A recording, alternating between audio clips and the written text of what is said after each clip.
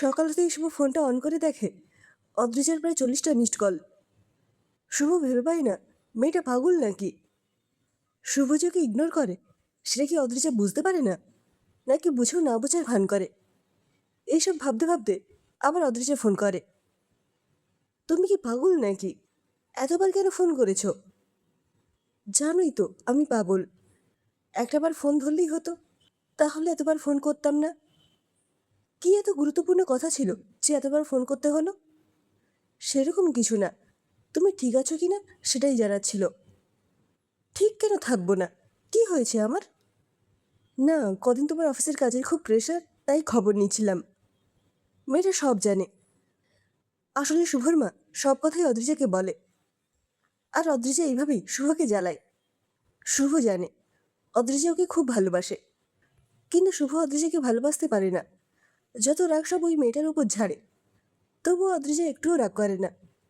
মাঝে মাঝে শুভরে খুব মায়া হয় অদ্রিজার ওপর। ঠিক এইরকমই প্রেমে পাগল শুভ একদিন ছিল। বারবার কে এইভাবে ফোন করতো। সেই শুভ আর আজকে শুভ অনেক পরিবর্তন।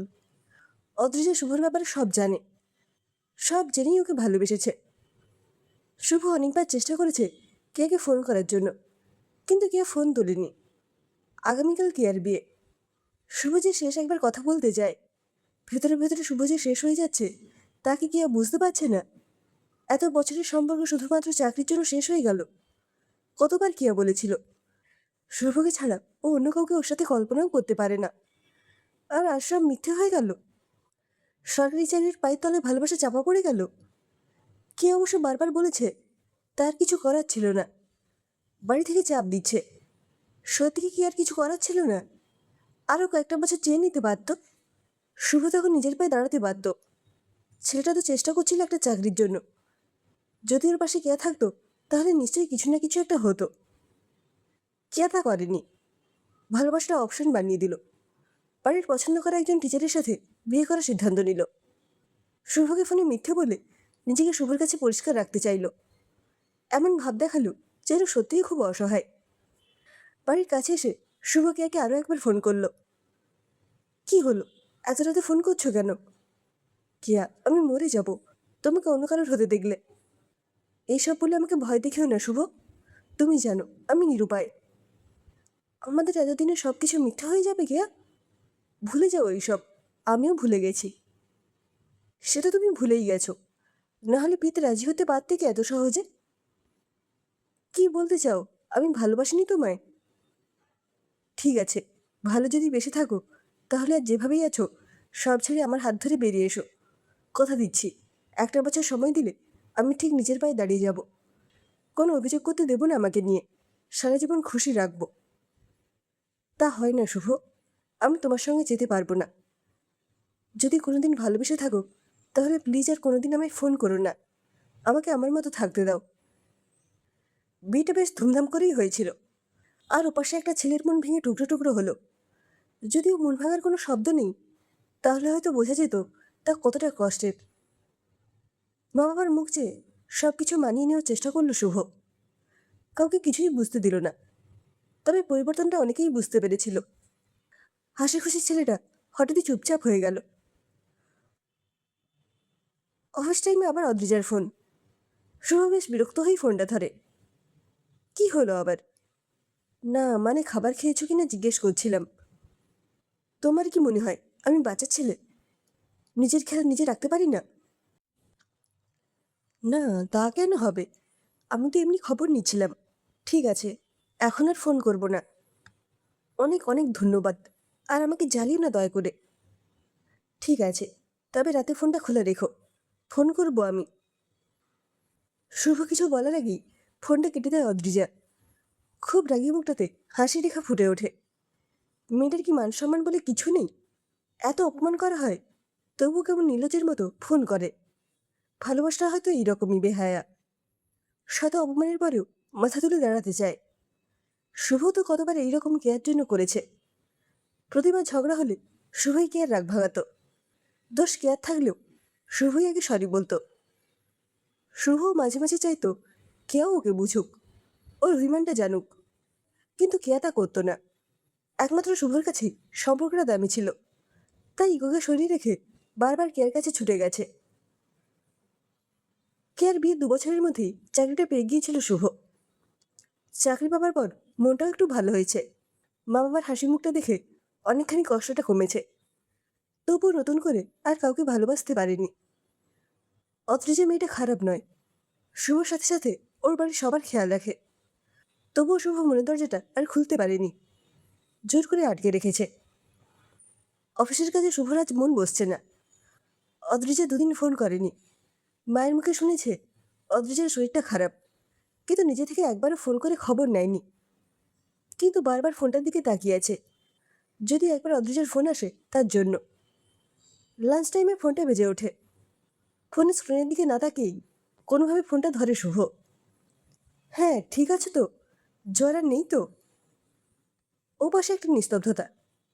ফোনটা এবার ভালো করে দেখা শুভ। স্ক্রিনের নাম্বার অদ্রিজার নয়, আলাদা একটা নাম্বার। শুভ এবার ভারী গলায় বলে, হ্যাঁ, কে বলছেন? আসলে আমি একজনের ফোনের অপেক্ষা করছিলাম, তাই না দেখেই বলে ফেলেছিলাম। ওই পাশে নিস্তব্ধতা কেটে জিজ্ঞেস করে, কেমন আছো শুভ? শুভ চমকে ওঠে। গলার স্বরটা যে খুব পরিচিত। কোনোভাবে নিজেকে সামলে নিয়ে বলে, কিয়া, এতদিন পর হঠাৎ ফোন করলে? সব ঠিক আছে তো? হ্যাঁ, সব ঠিক আছে। একবার দেখা করতে পারবে শুভ? কিন্তু কেন? কি কথা আছে এখানে বলো। সব কথা ফোনে হবে না, দেখা করাটা খুব দরকার। কেয়ার গলাটা খুব করুণ মনে হলো শুভর, তাই কিছু না ভেবে দেখা করার জন্য হ্যাঁ বলে দিল। একটা রেস্টুরেন্টে দেখা করবে বলে ঠিক করলো। অফিস থেকে বাড়িতে ফিরে তাড়াতাড়ি রেডি হয়ে বাইরে বেরিয়ে গেল। শুভর মা অবশ্য একটু জোর গলায় বলেছিল, অদ্রিজার জ্বর ছেড়েছে, পারলে একবার দেখা করে আসিস। কথাটা শুভর কানে গেলেও কোনো কিছু না বলেই বাইরে বেরিয়ে গেল। অনেকদিন পর কেয়ার সাথে দেখা। বেশ গৃহিণী হয়ে উঠেছে, শরীর মুখে তার ছাপ স্পষ্ট। কেউ জানি শুভর সাথে আগে শুভকে মেলাতে পারে না। আগের থেকে আরও স্মার্ট, আরও হ্যান্ডসাম লাগছে দেখতে। কিছুক্ষণ পর নীরবতা ভেঙে শুভইয়াকে জিজ্ঞেস করলো, কি দরকার এইবার বলো। সেরকম কিছু না, চাকরি তো পেয়েছো, বিয়ে করনি কেন? করব, তবে আগে আরও একটু জীবনটা গুছিয়ে নি। শুভর উত্তরে খুশি হলো না কেয়া। ও ভেবেছিল শুভ হয়তো বলবে, ওকে ছাড়া সে ভালো নেই। আমাকে একেবারে ভুলে গেছো? না তো, অনেক কিছুই মনে আছে আমার। তাহলে চলো না শুভ, আমরা আবার আগের মতো হয়ে যাই। মানে, কি বলতে চাও তুমি? আমি বলতে চাইছি, আমরা যদি আবার লুকিয়ে সম্পর্ক রাখি। লুকিয়ে? মানে অবৈধ? স্বামী তার মানে সুখী করতে পারেনি?